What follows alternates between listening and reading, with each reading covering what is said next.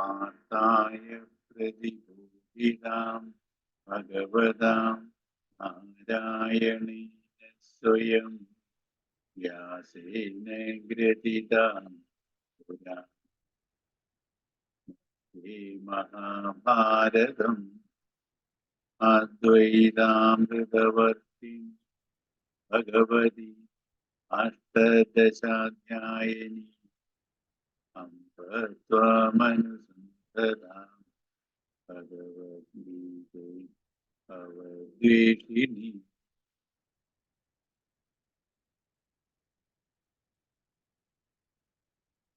47ാമത്തെ ശ്ലോകമായിരുന്നു.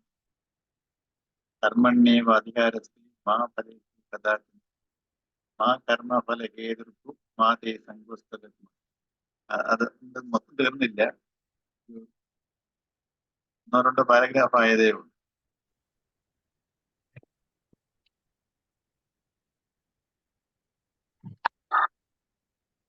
നമുക്കൊന്ന് വായിക്കാവോ? ഒരു 2-3 പാരഗ്രാഫ് വരെ ആ ശ്ലോകവും വായിച്ചിട്ട്.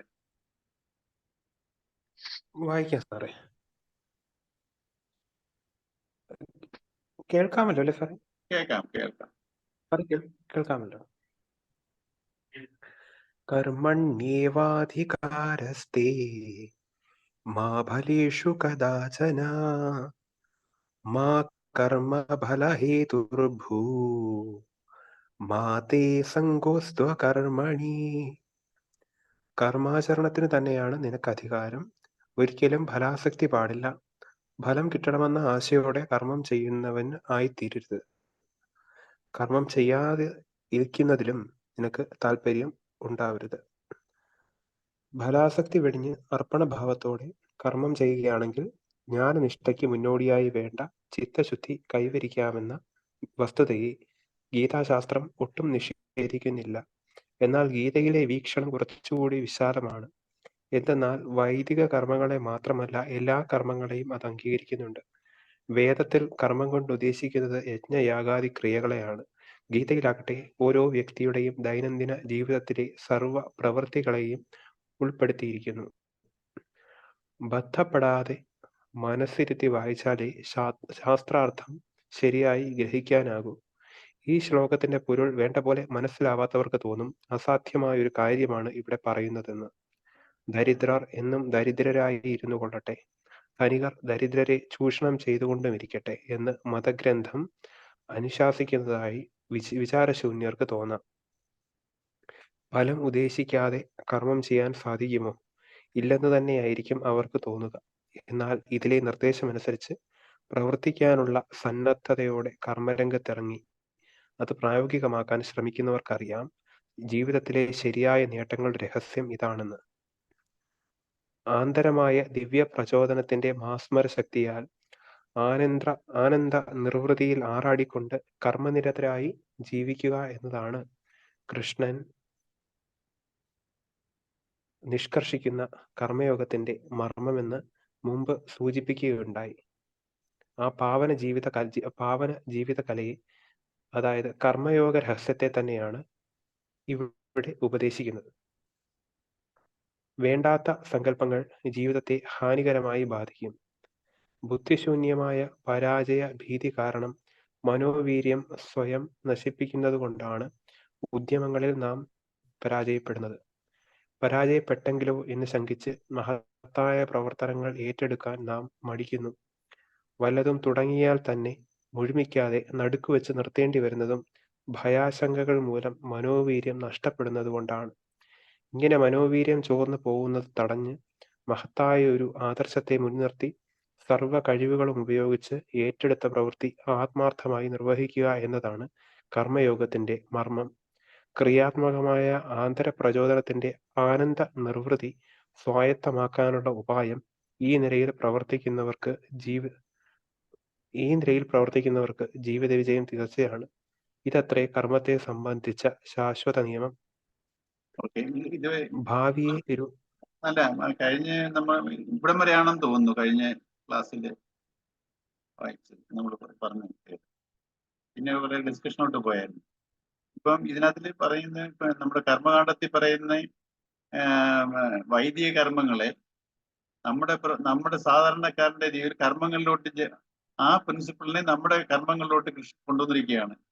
യജ്ഞയാഗാദി ക്രിയകളാണ് കർമ്മകാണ്ഡത്തിൽ പറഞ്ഞത്. യജ്ഞങ്ങളും യാഗങ്ങളും ഇങ്ങനെയുള്ള പൂജാവിധികൾ. അപ്പം ആ പൂജകളിലെ ആ കൺസെപ്റ്റിനെയാണ് ചില ആ യജ്ഞഭാവന എന്ന് പറയും. യജ്ഞഭാവനയെ നമ്മുടെ കർമ്മങ്ങളിൽ, നമ്മുടെ സ്വധർമ്മത്തിൽ വരുന്ന നമ്മുടെ ആഗ്രഹ പൂർത്തീകരണത്തിന് വേണ്ടിയുള്ള അതാണ് സ്വധർമ്മം.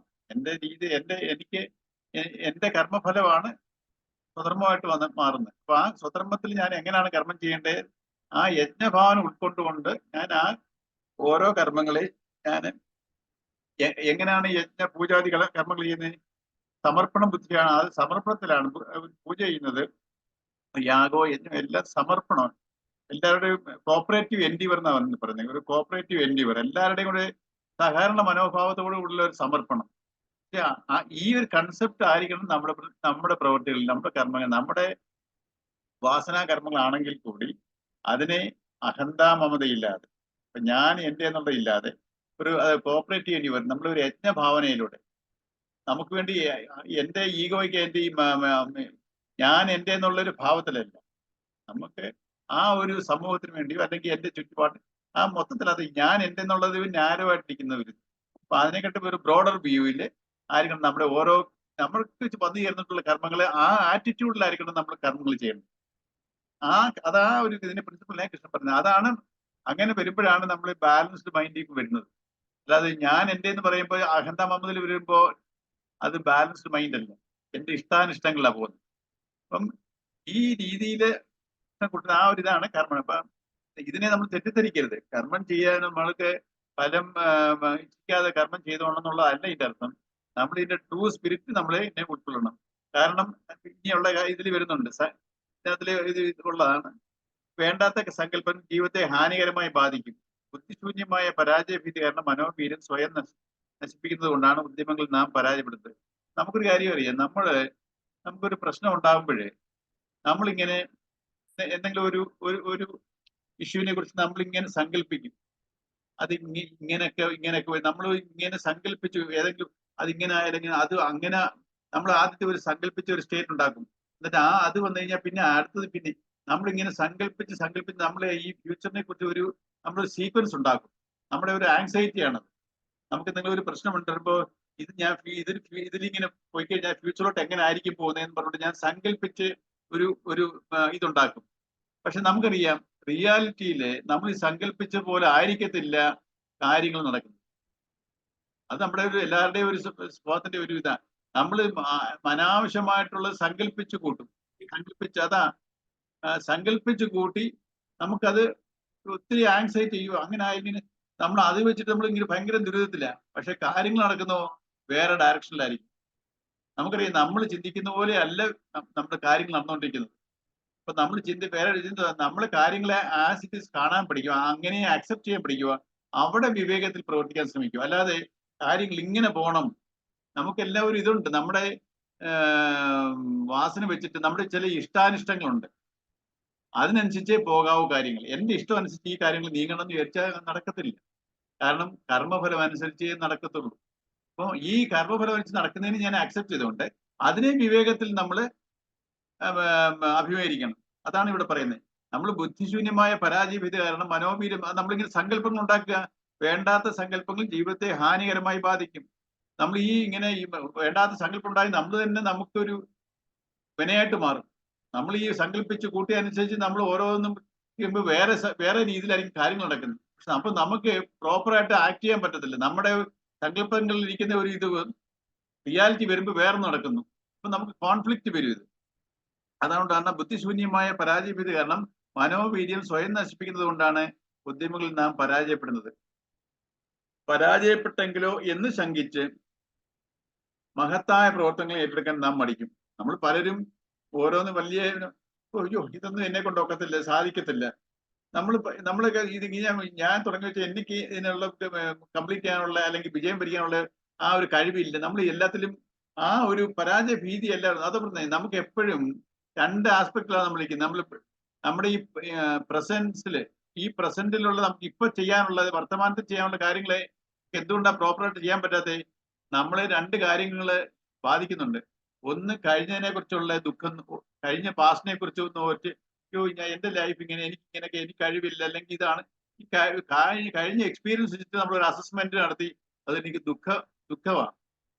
എന്നിട്ടോ ഈ ദുഃഖം ഈ ഞാൻ ഈ ഫ്യൂച്ചറിലോട്ടുള്ള കാര്യങ്ങൾ നോക്കുമ്പോഴോ എനിക്ക് ദുഃഖമല്ല, ഇതെങ്ങനെ ആയി തീരും, ഒരു ഭയമാ, ഒരു ആങ്സൈറ്റിയാ. അപ്പൊ നമ്മൾ എപ്പോഴും ഇരിക്കുന്ന എന്തുവാ, ഒരു ദുഃഖത്തിലും ഭയത്തിലും ആയിരിക്കുന്നത്. ഇത് കാരണം എനിക്ക് പ്രസന്റില്, എനിക്ക് ഇപ്പം വർത്തമാനത്തിൽ എനിക്കിപ്പം നേരെ ചൊവ്വേ പ്രവർത്തിക്കാൻ പറ്റുന്നില്ല, ഫുൾ കോൺസെൻട്രേഷൻ നോക്കുന്നില്ല. ഇതാ നമ്മുടെ ഒരു എല്ലാവരും നമുക്ക് കോൺസെൻട്രേറ്റ് ചെയ്യാൻ പറ്റുന്നില്ല, നമുക്ക് മൈൻഡ് ഇങ്ങനെ ഡൈവേർട്ട് ആയി പോകുന്നു. എന്തുകൊണ്ടാ? ഈ രണ്ട് ചിന്തയാ, ദുഃഖവും ഭയവും.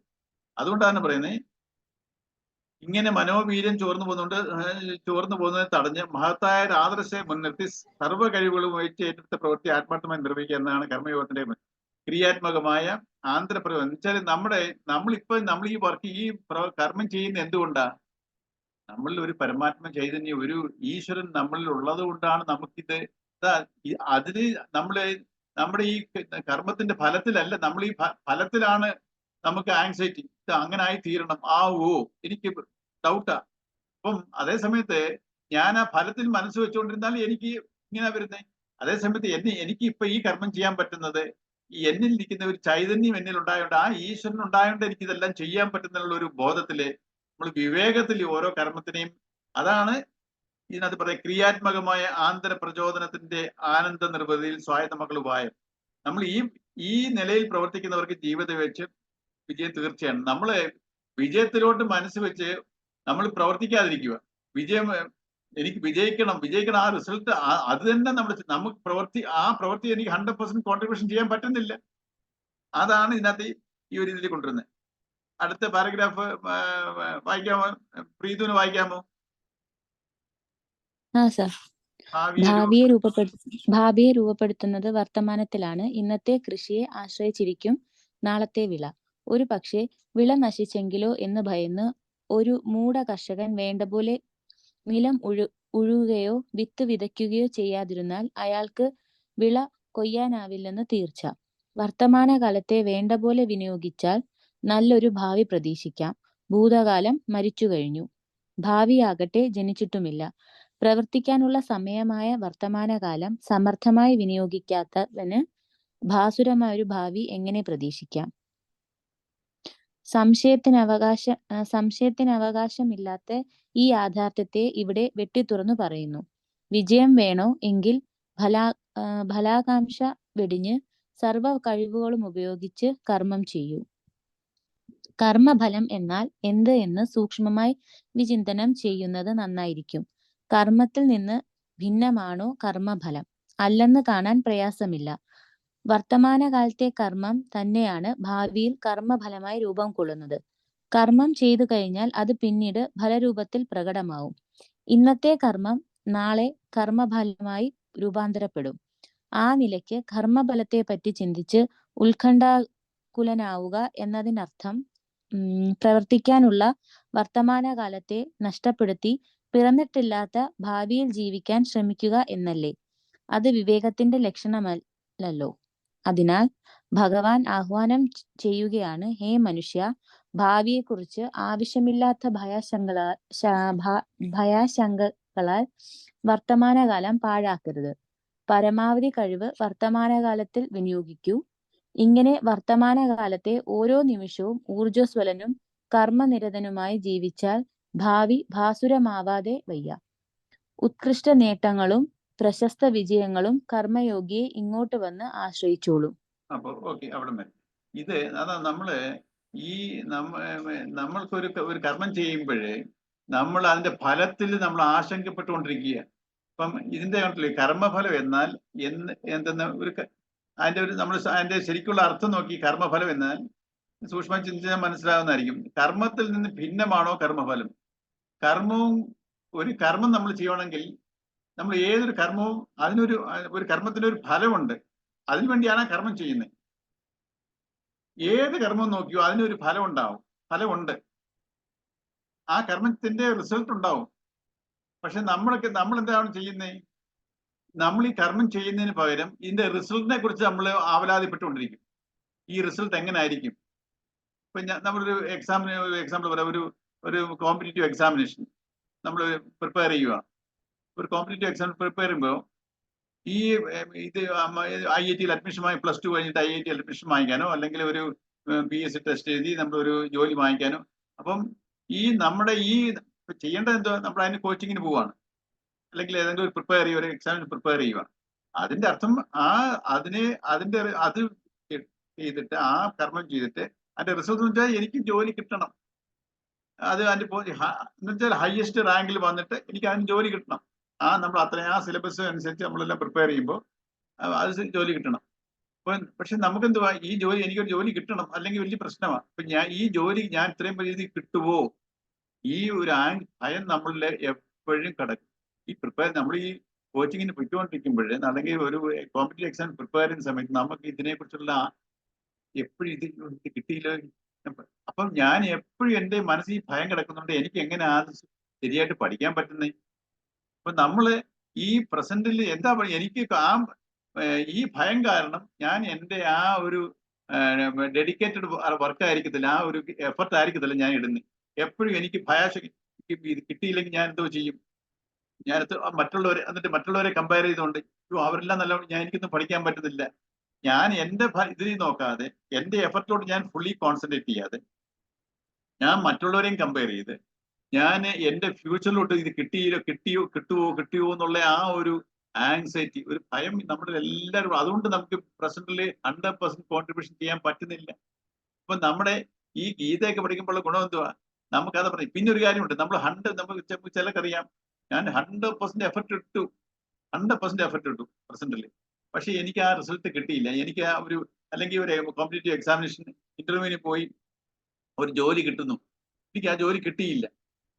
ഞാൻ എന്തും വേണ്ടി നമ്മൾ പറയും, ഞാൻ ഫുള്ളി ഒരു ഇതുമില്ലാതെ ഞാൻ 100% കോൺട്രിബ്യൂഷൻ ഇട്ട് ഞാൻ ഇത് എഫർട്ട് എടുത്ത് എനിക്ക് റിസൾട്ട് വന്നു, ഇന്റർവ്യൂ വന്നു, എനിക്ക് അത് കിട്ടിയില്ല. നമ്മൾ ഭയങ്കര ഡെസ്പാവും, നമ്മൾ ഡെസ്പറേറ്റ് ആവും. ചില നമ്മൾ അത്ര കിട്ടേണ്ടതാ, വേറെ ആരും അത് തട്ടിയെടുത്തിരിക്കുന്നു. അപ്പൊ ഈ സിൻസിയറിറ്റിക്ക്, അല്ലെങ്കിൽ ഇന്നത്തെ കാലത്തിന് എന്തൊക്കെ വില, നമ്മൾ എന്തും വേണ്ടി കഷ്ടപ്പെട്ടാലും ആൾക്കാർ ബാക്ക് ഡോറിൽ കൂടെ ആ ജോലി വാങ്ങിച്ചെടുക്കുന്നു. നമുക്ക് ആ ജെന്യൂൻ ആയിട്ടുള്ളവർ കിട്ടുന്നില്ല. നമ്മുടെ ശരിക്കുള്ള ഒരു ആവലാതി ഇന്നത്തെ കാലത്ത്. നമ്മൾ ജെന്യൂൻ ആയിട്ട് പ്രിപ്പയർ ചെയ്താലും പഠിച്ച എക്സാം റിസൾട്ട് വന്ന് ഇന്റർവ്യൂവിന് അവർ പണമുള്ളവരെ ഒന്ന് വാങ്ങിച്ചോണ്ട് പോകുന്നു. എനിക്ക് കിട്ടേണ്ടത് വേറൊരാള് വാങ്ങിച്ചോണ്ട് പോകുന്നു. അപ്പൊ നമുക്ക് ഓർത്തൊക്കെ അങ്ങനെ ഒരു അനുഭവം ഉണ്ടാവുന്നെങ്കിൽ തീർച്ചയായിട്ടും ഈ കഴിഞ്ഞ ജന്മത്തിൽ ആരുടെയോ ഇതുപോലെ ഒരു ഓപ്പർച്യൂണിറ്റി ഞാൻ തട്ടിയെടുത്തിട്ടുണ്ട്, അതെനിക്ക് വരും. അതുകൊണ്ട് ഇങ്ങനെയുള്ള കാര്യങ്ങൾ വരുമ്പോഴും നമ്മൾ ഒന്നും തളരേണ്ട ആവശ്യമില്ല. ഇതെല്ലാം കാർമിക് എഫക്റ്റാ. പക്ഷെ നമ്മുടെ റൈറ്റ് എന്തുവാ, നമ്മുടെ ഫ്രീഡം നമ്മൾ ഫുൾ എഫർട്ട് ഇടുക, കർമ്മം ചെയ്യുക. അത് ഈ റിസൾട്ട് ഇങ്ങനെ വരണം, ഇങ്ങനെ ആയി തീരണം എന്ന് ഞാൻ ഫിക്സ് ചെയ്യുന്നത് പണ്ടത്തെ ഫൂളിഷ്നെസ്. അത് എൻ്റെ ലൈഫിനെ ബാധിക്കും അത്. പക്ഷെ നമുക്ക് എപ്പോഴും, അതുകൊണ്ട് ഞാൻ ഈ റിസൾട്ടിൽ കൊണ്ട് വെക്കാതെ ഞാൻ പ്രസന്റിലോട്ട് ഫുൾ കോൺട്രിബ്യൂഷൻ ചെയ്തുകൊണ്ടിരിക്കുകയാണെങ്കിൽ കാർമിക് എഫക്റ്റിലുള്ള ചിലത് പോകുന്നല്ലാതെ അത് എപ്പോഴും അങ്ങനെ ആയിരിക്കത്തില്ല. പക്ഷെ നമ്മൾ പ്രസന്റിലിരിക്കുന്ന വെച്ചാൽ എന്തുവാ, നമ്മളൊരു പാസ്റ്റിലും ഫ്യൂച്ചറിലും ഉള്ള മൈൻഡ് പോകാതെ നമ്മുടെ ഫുൾ കോൺട്രിബ്യൂഷൻ ചെയ്യുകയാണ്. അപ്പം അത് നമ്മൾ എന്തുകൊണ്ടാണ് ഫുൾ കോൺട്രിബ്യൂഷൻ ചെയ്യുന്നത്, നമ്മളൊരു ചൈതന്യമുണ്ട്, ആ ഒരു വിവേകത്തിലാണ്, ആ ഒരു പരമാത്മ ചൈതന്യത്തിന്റെ പ്രസൻസിലാണ് നമ്മൾ ഇതൊക്കെ ഇതൊരു ഗീത ഉൾക്കൊണ്ടില്ലെങ്കിലോ നമ്മൾ എല്ലാവരും ചെയ്യുന്ന നമ്മൾ ദുഃഖവും ഭയവുമാണ് എപ്പോഴും. നമ്മുടെ പാസ്റ്റിനെ ഓർത്ത് ദുഃഖവും ഫ്യൂച്ചറിനെ ഓർത്ത് ആങ്സൈറ്റിയും ഭയവുമാണ്. അപ്പൊ ഇതിലാണ് എല്ലാവരും ജീവിക്കുന്നത്. പക്ഷെ നമ്മൾ വിവേകത്തിൽ നമ്മൾ കാര്യങ്ങളെ ഈ പാരഗ്രാഫ് ഒന്ന് വ്യക്തമായിട്ടൊന്ന് സൂക്ഷ്മമായിട്ട് വായിച്ചു നോക്കിയാൽ നമുക്ക് കാര്യം പിടികിട്ടും. അപ്പൊ ഇതിനനുസരിച്ച് എൻ്റെ മനസ്സിനെ ഞാൻ മാറ്റിക്കൊണ്ടുവന്നാൽ എനിക്ക് പോസിറ്റീവ് റിസൾട്ട്സ് ഉണ്ടാവും. പിന്നെ നമ്മൾ അത് പറഞ്ഞ ഒരു 100% കിട്ടണമെന്നില്ല. ഇതിനെ സബ്ജക്റ്റ് കാർമിക് എഫക്റ്റാ. ഞാൻ എത്ര സിൻസിയറായിട്ട് വർക്ക് ചെയ്തെടുത്താലും എനിക്ക് ചിലപ്പോൾ കിട്ടണമെന്നില്ല. അതിനെ അക്സെപ്റ്റ് ചെയ്യാനുള്ള നമുക്ക് അതും ഉണ്ടായിരിക്കണം. നമുക്ക് ഇത് എന്തും വരട്ടെ. ഓക്കെ, നെക്സ്റ്റ് ഒരു എക്സാമ്പിൾ ഉണ്ടല്ലോ, ഈ തോമസ് എഡിസൺ ബൾബ് കണ്ടുപിടിച്ചത്. അങ്ങനെ 1000 times അത് ഫെയിലറായി. അപ്പൊ ഓരോന്നിനും ഡിജക്ഷൻ ആയിരുന്നെങ്കിൽ അങ്ങനെയൊക്കെ ബൾബ് ഇൻവെന്റ് ചെയ്യാക്കുമായിരുന്നു. അപ്പം ഓരോന്നും സംഭവിക്കുമ്പോഴേ ആ ഫെയിലറിനെ അങ്ങനെ എങ്ങനെയാണ് ഇങ്ങനെ ചെയ്താൽ ബൾബ് ഉണ്ടാവത്തില്ല, അങ്ങനെ ഞാൻ അന്ന് പറഞ്ഞില്ലയോ, നമ്മൾ ഒരു ഫെയിലിയർ നമ്മൾ ലേൺ ചെയ്യണം. സോ അതിനെ നമ്മൾ പോസിറ്റീവ് ആക്കണം. അപ്പൊ നമ്മൾ കോൺസ്റ്റന്റ് എഫർട്ട്, ആ എഫർട്ട് ഇടുന്നതിൽ ഒരു കോംപ്രമൈസും പാടില്ല. സോ ഈ ഒരു മനസ്സിൽ ഈ ഒരു മൈൻഡ് സെറ്റിൽ നമ്മൾ വർക്ക് ചെയ്യുവാണെങ്കിൽ നമുക്ക് അൾട്ടിമേറ്റ്ലി വിധിയെ വരത്തുള്ളൂ, യാതൊരു സംശയമില്ല. കാർമിക് എഫക്ട്, ബിക്കോസ് അതിനെപ്പോലും നമുക്ക് വിധിയെ വിൻ ചെയ്യാൻ പറ്റും. വിധി എന്ന് വെച്ചാൽ എന്തുവാ, എന്റെ പാസ്റ്റ് ജന്മങ്ങളുടെ കർമ്മഫലമാണ്. എന്റെ ഈ ഒരു മനോഭാവം കൊണ്ട് ഞാൻ ഇത് തളരുന്നില്ല. പക്ഷേ അൾട്ടിമേറ്റ്ലി ഞാൻ ഇപ്പൊ ഈ ബി ഇൻ ദ പ്രസന്റ് എന്നുള്ളത് വെച്ചാല്, ഞാൻ ഈ പരമാത്മ ചൈതന്യ ഇങ്ങനെ കൺസെപ്റ്റ് വരുന്നവർക്കേ അങ്ങനെ പ്രവർത്തിക്കാൻ പറ്റത്തുള്ളൂ.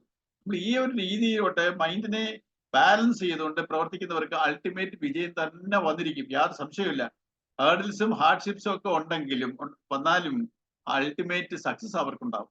അതൊരു സത്യം, അതൊരു ഫാക്ട്. നമ്മുടെ എല്ലാവരുടെയും നമുക്ക് ചിന്തിച്ചറിയാം, പലരുടെയും കേസ് എടുത്ത് നമുക്ക് അനലൈസ് ചെയ്താൽ നമുക്കത് മനസ്സിലാവും. അശ്വതിക്ക് വായിക്കാമോ അടുത്തത്?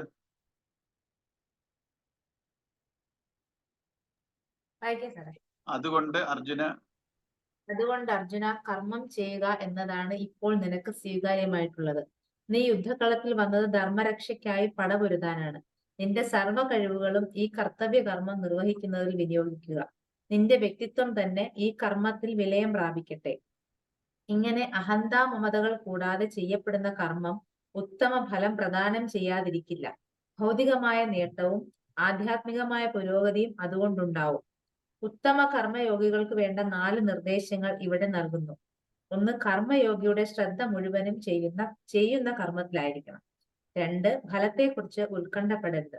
3. ഒരു നിശ്ചിത ഫലം ഉദ്ദേശിച്ചാവരുത് കർമ്മം ചെയ്യുന്നത്. 4. കർമ്മ വിമുഖനാവാൻ പാടില്ല. ഞാൻ എന്നും എനിക്കെന്നുമുള്ള സ്വാർത്ഥ ചിന്തകളുടെ ഭാരത്തിൽ നിന്ന് മുക്തനായി ആത്മവിസ്മൃതിയുടെ ആനന്ദ നിർവൃതിയിൽ ആറാടി മഹത്കർമ്മങ്ങൾ ചെയ്തുകൊണ്ട് ജീവിതം ധന്യമാക്കാൻ കർമ്മയോഗിയെ സഹായിക്കുന്നവയാണ് ഈ നിർദ്ദേശങ്ങൾ. ഈ നിലയിൽ പ്രവർത്തിക്കുന്ന കർമ്മയോഗി തന്റെ കർമ്മത്തിന് മറ്റൊരു പ്രതിഫലവും ആഗ്രഹിക്കുന്നില്ല.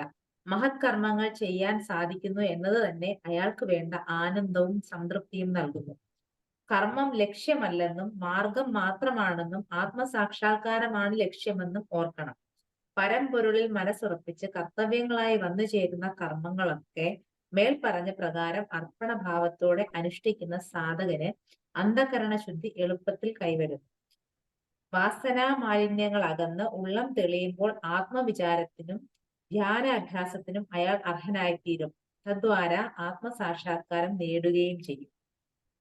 അതെ, കർമ്മത്തിന്റെ ആ ഒരു പ്രിൻസിപ്പിൾ 4 പോയിന്റ്സ് പറയുന്നുണ്ട്. ഒരു ഉത്തമ കർമ്മയോഗിക്ക് വേണ്ട 4 നിർദ്ദേശങ്ങൾ. 1. കർമ്മയോഗിയുടെ ശ്രദ്ധ മുഴുവനും ചെയ്യുന്ന കർമ്മത്തിലായിരിക്കണം.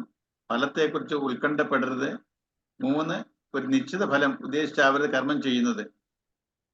ഇപ്പം 4. കർമ്മ വിമുഖനാകാൻ പാടില്ല. കർമ്മയോഗിയുടെ ശ്രദ്ധ മുഴുവൻ ചെയ്യുന്നത്. സോ നമ്മുടെ ആ 100% കോൺട്രിബ്യൂഷൻ നമ്മുടെ കർമ്മത്തിൽ ഉണ്ടാവണം. 1. ഫലത്തെക്കുറിച്ച് ഉത്കണ്ഠപ്പെടരുത്. ഇത് ഞാൻ ചെയ്യുന്ന കർമ്മത്തിൽ എനിക്ക് ഫലം കിട്ടുമോ, കിട്ടുമോ, ഞാൻ വിജയിക്കുവോ, പരാജയപ്പെടുവോ, ഈ ഉത്കണ്ഠ എന്റെ വർക്കിനെ കോംപ്രമൈസ് ചെയ്യും. അതുകൊണ്ടാണ് ഭഗവാൻ കൃഷ്ണ അർജുനോട് നേരത്തെ പറയുന്നുണ്ട്, അർജുന, നീ ഈ യുദ്ധത്തിൽ ഏർപ്പെടണം. ഇത് ധർമ്മയുദ്ധമാണ്. നീ ഇതിൽ വിജയം വരിച്ചാലും പരാജയപ്പെട്ടാലും, വിജയം വരിച്ചാലും നിനക്ക് രാജ്യം കിട്ടും, മരണപ്പെട്ടാലോ, പരാജയത്തിൽ കൂടെ നീ മരണപ്പെട്ടാലോ നിനക്ക് വീരസ്വർഗം കിട്ടും. അപ്പൊ നമ്മള് ഈ യുദ്ധത്തിൽ അർജുനോട് കൃഷ്ണൻ പറയുന്നത് പ്രതികാര ബുദ്ധി ഇല്ലാതെ, വെറുപ്പും പ്രതികാര ബുദ്ധി ഇല്ലാതെ ധർമ്മത്തിന് വേണ്ടി, ധർമ്മം എന്ന് വെച്ചാൽ എന്തുവാ, എന്നെ നിലനിർത്തുന്ന പരമാത്മ ചൈതന്യം, അതിനോടുള്ള ആ കടപ്പാടാണ്, അല്ലാതെ എന്റെ ബന്ധുജനങ്ങളോടുള്ളതല്ല. ധാർമ്മികം ശരി എന്നെ നിലനിർത്തുന്ന അതാണ്. നമ്മൾ പറഞ്ഞല്ലോ, ഈ ഗീത എന്ന് പറയുന്നത് മമധർമ്മം. നമ്മളെല്ലാം വിചാരിക്കുന്നത് എന്തുവാ, എന്റെ ശരീരത്തിനോട്, എന്റെ ബന്ധുക്കളോട്, എന്റെ വസ്തുക്കളോട് എന്റെ ഉള്ള ആ റിലേഷനാണ്, ആ റെസ്പോൺസിബിലിറ്റി ആണ് എന്റെ കടമയെന്നാണ് വിചാരിക്കുന്നത്. പ്രൈം റെസ്പോൺസിബിലിറ്റി എന്ന് പറയുന്നത് അതല്ല, അത് സെക്കൻഡറി ആവുന്നുള്ളൂ. നമ്മൾ എപ്പോഴും ഈശ്വരനെ ഒരു അടുത്ത് വെളിയിലോടത്ത് ഒരു ശക്തിയായിട്ട് കാണുക. ഈ ഈശ്വരനിൽ എന്നിലുണ്ട്, ആ ഈശ്വരനെ വെച്ചിട്ടാണ് ഞാൻ പ്രവർത്തിക്കുന്നത്.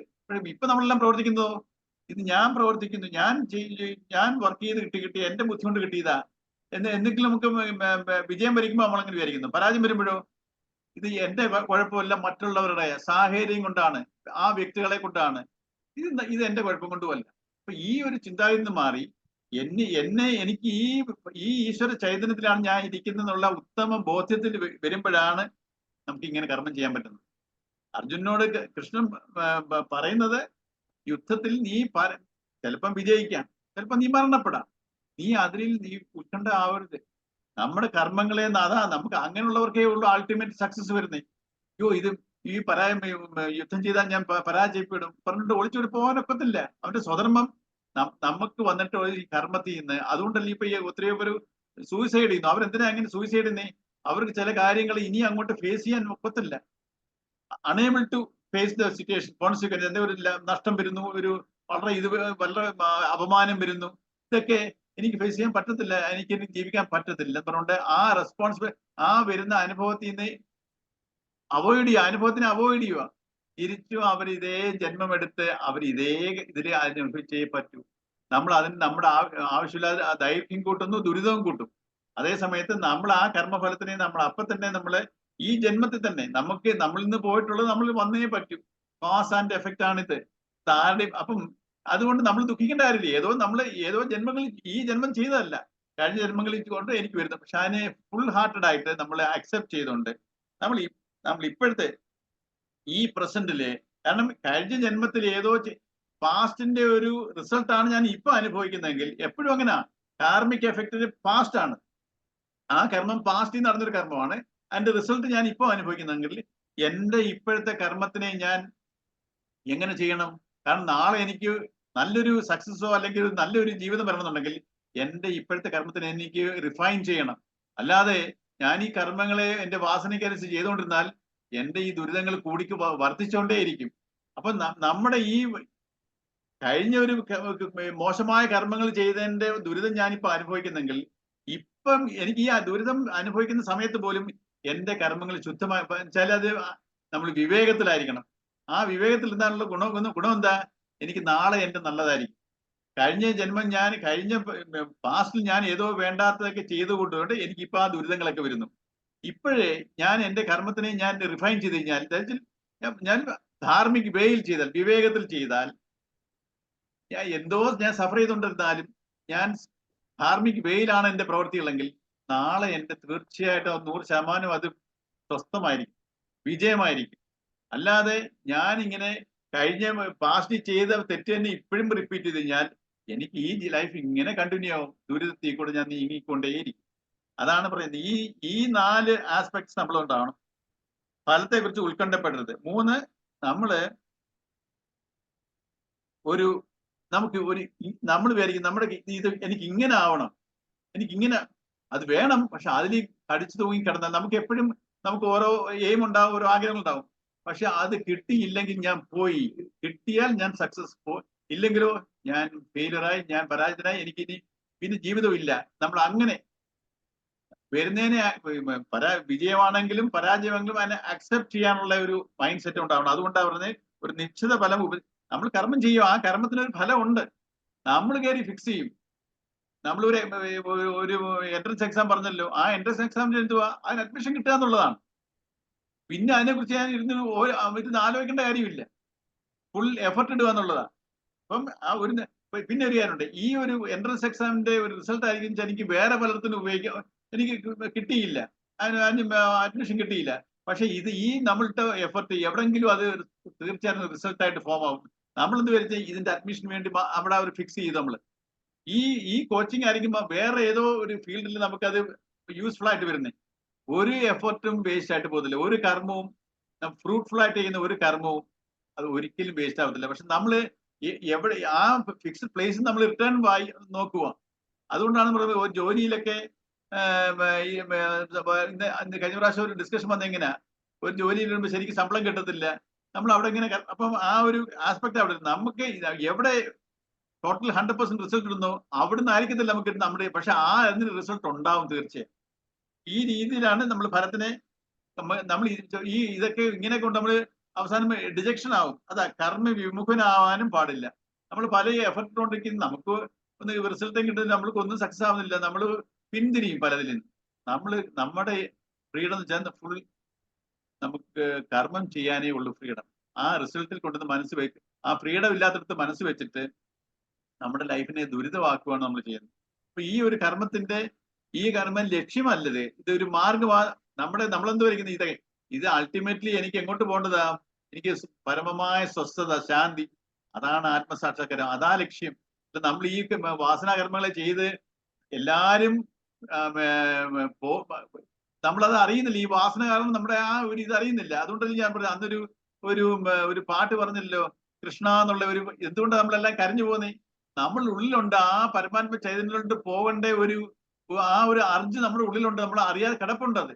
അപ്പൊ നമ്മൾ അറിഞ്ഞ് അതിനെ ആക്ടിവേറ്റ് ചെയ്ത് ആ കർമ്മങ്ങൾ അതിനെ ബേസ് ചെയ്തുകൊണ്ട് കൊണ്ടുപോയാൽ അൾട്ടിമേറ്റ് സക്സസ് ആയിരിക്കും അത് വരുന്നത്. അതാ പരമ്പരകളിൽ മനസ്സുറപ്പിച്ച് കർത്തവ്യങ്ങളായി വന്നു ചേരുന്ന കർമ്മങ്ങളൊക്കെ മേൽപ്പറഞ്ഞ പ്രകാരം വെച്ചാല് ഇതിനെ ആ കർമ്മയോഗം നമ്മൾ സമർപ്പണ ബുദ്ധിയ അർപ്പണഭാവത്തോടെ അനുഷ്ഠിക്കുന്ന സാധകനെ അന്ധകരണ ശുദ്ധി എളുപ്പത്തിൽ കൈവരുന്നു. വാസനാ മാലിന്യങ്ങൾ വളർന്ന് ഉള്ളം തെളിയുമ്പോൾ ആത്മവിചാരത്തിനും ധ്യാനാഭ്യാസത്തിനും അയാൾ അർഹനായി തീരുകയും തദ്വാര ആത്മസാക്ഷാത്കാരം നേടുകയും. നമ്മളെല്ലാവരും കർമ്മം ചെയ്യുന്നത് നമ്മുടെ സ്വസ്ഥതയ്ക്കും ശാന്തിക്കും വേണ്ടിയാ.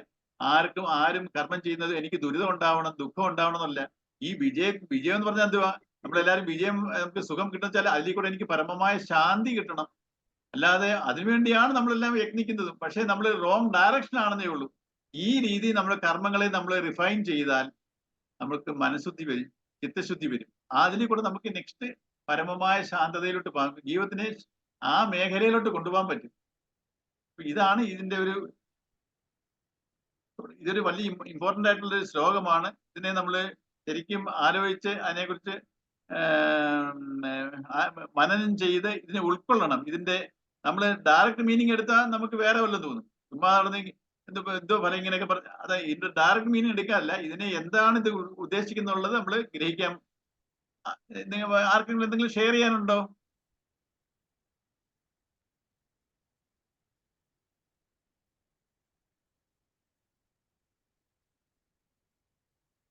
അശ്വതിക്ക് എന്തോ പറയാനുണ്ട്? ഇതൊക്കെ ഈ കേട്ടിൽ നിന്ന് ഇതിങ്ങനെ ശരിയാണോ? ഇങ്ങനെ എടുക്കുന്നത് നല്ലതാണോ? നമുക്ക് പ്രാക്ടിക്കലായിട്ട് ഇത് നല്ലതാണോ? ഒക്കുവോ ഇത് ഇങ്ങനെ?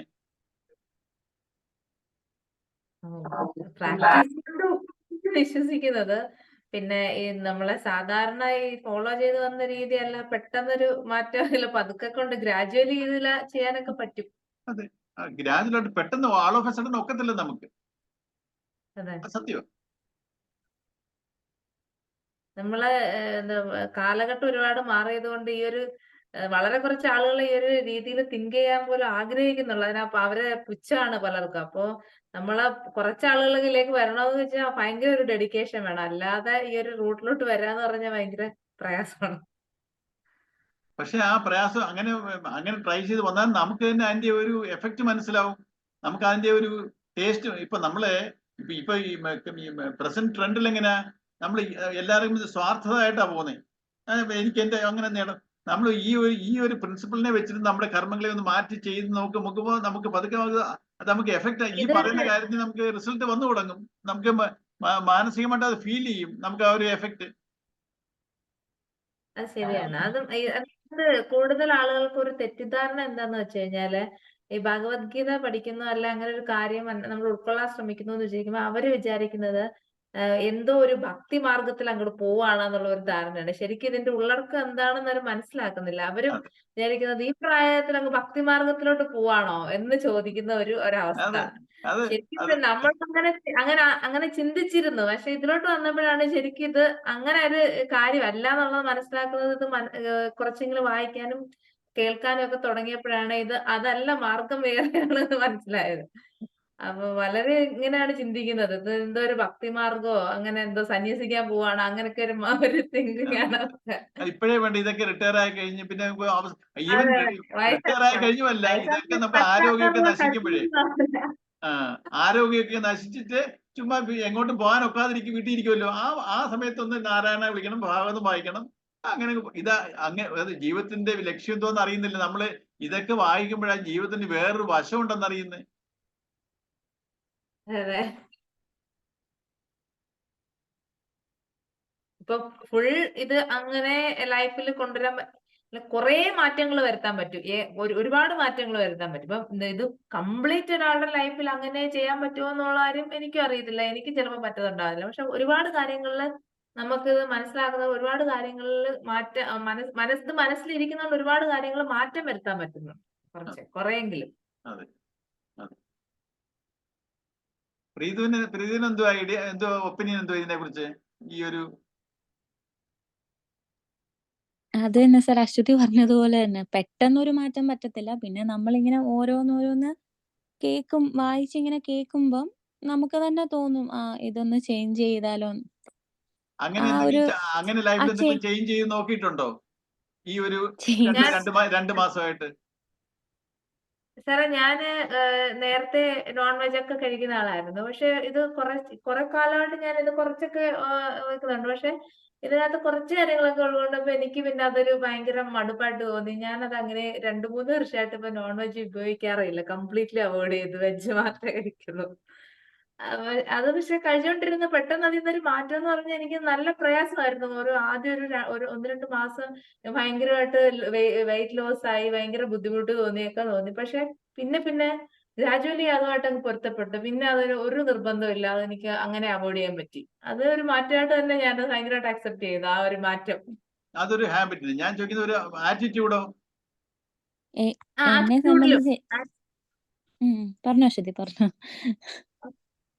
ആറ്റിറ്റ്യൂഡ് വൈസ് ആണെങ്കിലും ഈ പറഞ്ഞ കണക്ക് നമ്മള് ആറ്റിറ്റ്യൂഡ് വൈസ് എന്ന് പറയുമ്പോ നോൺ വെജ് ആയതുമ്പോ നമ്മള് മറ്റൊരു ജീവിയിലും നമ്മള് ആ ഒരു ബഹുമാനവും ആ ഒരു സ്നേഹവും നമ്മൾ കൊടുക്കുന്നതിന് ആറ്റിറ്റ്യൂഡ് വൈസ് ഒരു മാറ്റമല്ലേ?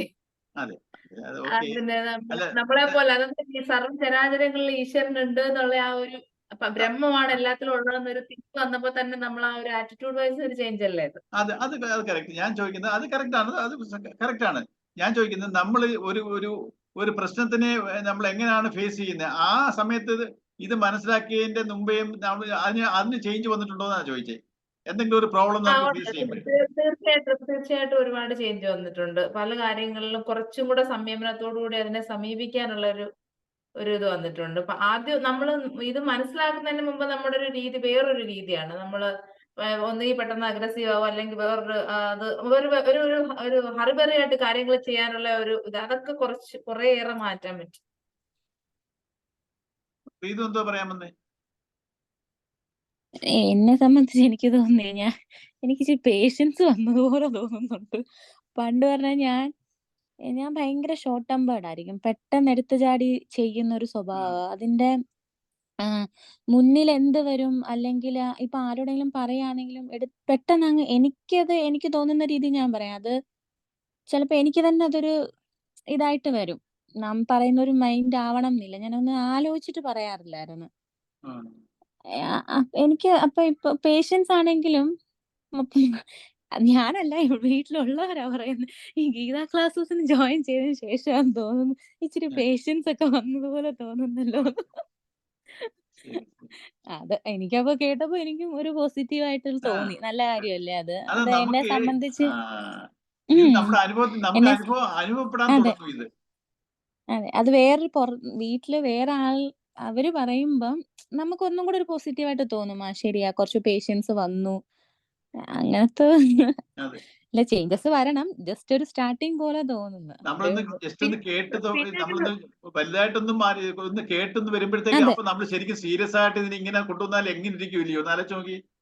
ശരിക്കും നമുക്ക് ആ ഒരു മറ്റേ എല്ലാം എങ്ങനെ